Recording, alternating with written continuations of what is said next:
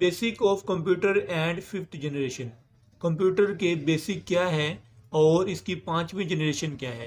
दोस्तों आज हम इसके बारे में बात करते हैं। क्वेश्चन है what is computer, describe parts and components of computer. Computer क्या है, इसके कंपोनेंट्स और इसके पार्ट्स को बयान करें। सबसे पहले डेफिनेशन की तरफ आते हैं। डेफिनेशन है computer is an electronic device. Computer एक इलेक्ट्रॉनिक डिवाइस है for storing and developed data typically in binary form.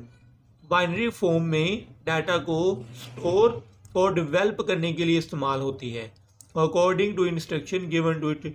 जिस तरह इसको हदायत दी जाती हैं उसके मुताबिक ये डेवलप करती है।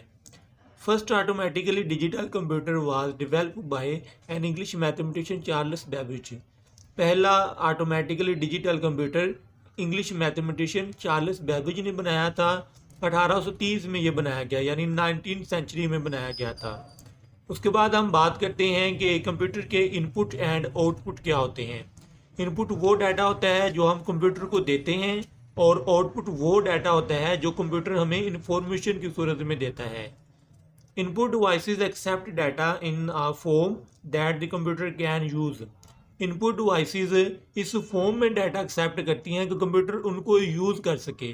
जैसे कीबोर्ड है या जैसे माउस है या जैसे माइक है, इस सूरत में डाटा एक्सेप्ट करते हैं कि कंप्यूटर उनको यूज़ कर सके।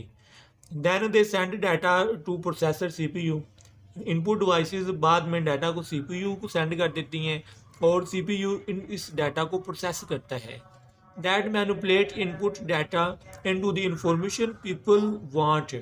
और CPU बाद में इस इनपुट डाटा को उस इंफॉर्मेशन में बदल देता है जिसकी लोगों को ज़रूरत होती है। यानी कि सबसे पहले हम इनपुट डिवाइसेस के ज़रिए डाटा को इनपुट करते हैं। तो कंप्यूटर के अंदर हम कीबोर्ड या माउस के ज़रिए डाटा को इनपुट करते हैं। कंप्यूटर उसके बाद डाटा को प्रोसेस करता है CPU को इस्तेमाल करते हुए और उसके बाद आउटपुट हमें मिलती है जिसको हम अपनी स्क्रीन पर देख सकते हैं या हम उसकी हार्ड कॉपी यानी प्रिंट भी हासिल कर सकते हैं। उसके बाद आता है basic component of computer. Computer के बेसिक कंपोनेंट कौन से हैं? There are two basic component of computer. Computer के दो बुनियादी बेसिक कंपोनेंट हैं। फर्स्ट है हार्डवेयर, सेकंड सॉफ्टवेयर। हार्डवेयर वो डिवाइसेस होती हैं या वो कंपोनेंट होते हैं जिनको हम टच कर सकते हैं, जिनको आप फिज़िकली तौर पर छू सकते हैं। उसमें इनपुट डिवाइसेस होती हैं जैसे कीबोर्ड या जैसे माउस। आउटपुट डिवाइसेस होती हैं जैसे स्पीकर या जैसे LCD। स्टोरेज डिवाइसेस होती हैं जैसे हार्ड डिस्क, फ्लॉपी डिस्क और CPU। ये पार्ट्स हैं हार्डवेयर में, यानी ये हार्डवेयर के कंपोनेंट्स हैं। उसके बाद है सॉफ्टवेयर। तो सॉफ्टवेयर की दो टाइप्स हैं। एक है एप्लीकेशन सॉफ्टवेयर। एप्लीकेशन वो सॉफ्टवेयर होता है जो हम बैरूनी तौर पर ऐप स्टोर से इंस्टॉल करके या फायरफॉक्स से इंस्टॉल करके कंप्यूटर के अंदर इस्तेमाल करते हैं। जैसे हम यूट्यूब इस्तेमाल करते हैं, अगर चलाते हैं कंप्यूटर के अंदर तो वो हमें कहीं से इंस्टॉल करना पड़ता है, तो वो ऐप होता है, एप्लीकेशन होती है, उसको एप्लीकेशन सॉफ्टवेयर कहते हैं। उसके बाद है सिस्टम सॉफ्टवेयर। ये बेसिक सॉफ्टवेयर होता है जिसको ऑपरेटिंग सिस्टम भी कहा जाता है। ये वो सॉफ्टवेयर है जो पूरे के पूरे सिस्टम को रन कर रहा होता है, जो ऐप को या एप्लीकेशन को चलने के लिए प्रॉपर माहौल फराहम करता है, उसको हम सिस्टम सॉफ्टवेयर कहते हैं। उसके हम बात करते हैं कि कंप्यूटर की खूबियाँ क्या हैं, करैक्टरिस्टिक वो कंप्यूटर, इसकी क्या खूबियाँ, लोग क्यों इसको पसंद करते हैं। तो नंबर 1 एक्यूरेसी। कंप्यूटर कोई भी काम बहुत ही एक्यूरेट करता है, बहुत ही दुरुस्त तरीके से करता है। कंप्यूटर के पास गलती के चांसेस नहीं होते, तो इसलिए लोग इसको बहुत ज़्यादा पसंद करते हैं और ये पसंद किया जाता है। सेकंड नंबर है स्पीड। कंप्यूटर कोई भी काम जैसे कैलकुलेशन है तो बहुत तेज़ी से स्पीडली कर देता है। आम इंसान के मुकाबले में कंप्यूटर की मेमोरी या काम करने की सलाहियत कई गुना ज़्यादा होती है। थर्ड इसकी खूबी या करैक्टरिस्टिक ये है कि इसकी स्टोरेज कैपेसिटी होती है। आप कितने GB तक या टेराबाइट तक डाटा इसके अंदर स्टोर कर सकते हो। उसके बाद कोई डिसीजन है, कंप्यूटर फौरी तौर पर फैसले कर लेता है। यानी आप कंप्यूटर में कुछ चीज़ सर्च करना चाहते हैं तो आप जैसे ही सर्च बटन प्रेस करती हैं तो कंप्यूटर फौरी तौर पर उसका रिजल्ट निकाल कर आपके सामने कर देता है। रिपीटेड कैपेबिलिटी, कंप्यूटर किसी भी काम को अगेन एंड अगेन रिपीट कर सकता है।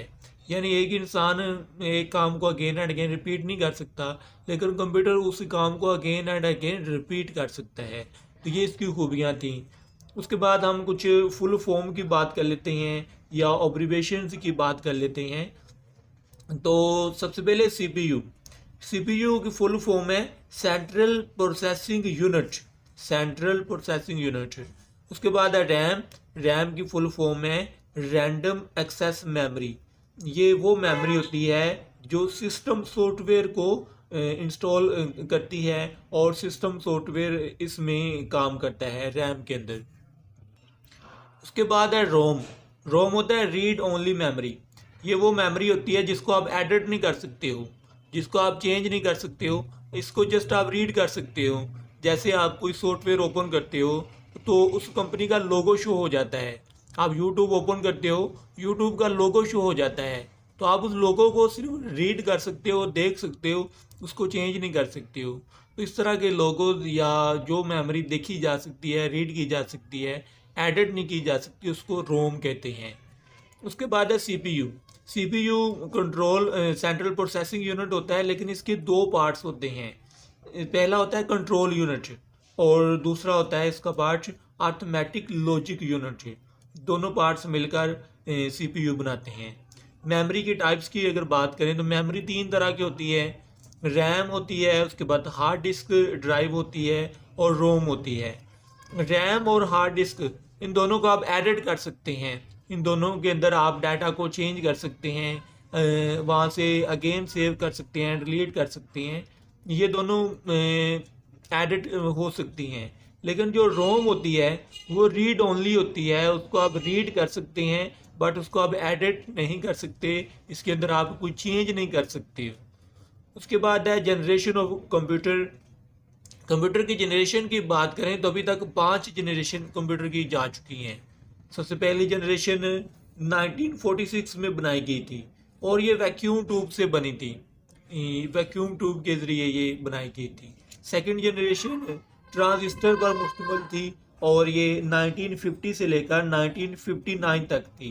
1959 के बाद 1960 में थर्ड जनरेशन आ गई थी और ये 1960 से लेकर 1970 तक चली थी। 10 साल ये थर्ड जनरेशन चली थी और ये इंटीग्रेटेड सर्किट बेस्ड पर बनाई गई थी। उसके बाद फोर्थ जनरेशन थी, ये 1970 में बनाई गई थी और अभी भी ये मौजूद है। प्रेजेंट डे तक फोर्थ जनरेशन के कंप्यूटर या लैपटॉप मौजूद हैं और ये माइक्रो प्रोसेसर बेस्ड पर बनाई गई थी। उसके बाद फिफ्थ जनरेशन है। फिफ्थ जनरेशन 1985 में बनाई गई थी। 1985 से इसके ऊपर काम शुरू हुआ था और ये 1986 और 1990 तक ये बाकायदा लॉन्च हो गई थी और अभी तक जो हमारे पास कंप्यूटर्स या लैपटॉप्स हैं वो फिफ्थ जनरेशन के ही हैं और ये आर्टिफिशियल इंटेलिजेंट बेस्ड पर बनाई गई थी। तो ये थी कंप्यूटर की चंद एक बेसिक चीज़ें जो हमने